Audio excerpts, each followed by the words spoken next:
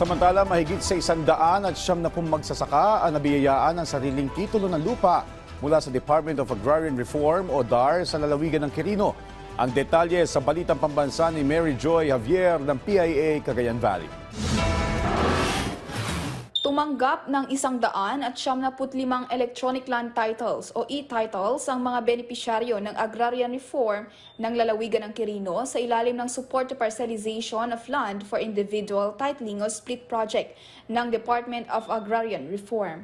Sa kabuuan, umabot sa mahigit 674 hektarya ng lupa ang nasaklaw ng pamamahagi sa Quirino na napakinabangan ng 200 na agrarian reform beneficiaries.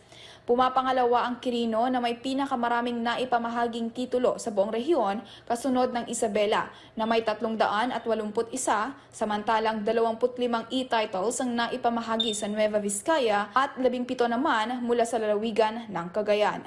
Sa kanyang mensahe, binigyang diin ni DAR Regional Director Primo Lara ang matibay na komitment ng ahensya sa pagsuporta sa mga magsasaka lalo na sa mga malalayong barangay. Samantala, pinuri naman ng pamahalaang panlalawigan ng Quirino ang mga programa ng DAR at ng mga katuwang nitong ahensya sa pagtugon sa mga hamon na kinakaharap ng mga magsasaka sa lalawigan.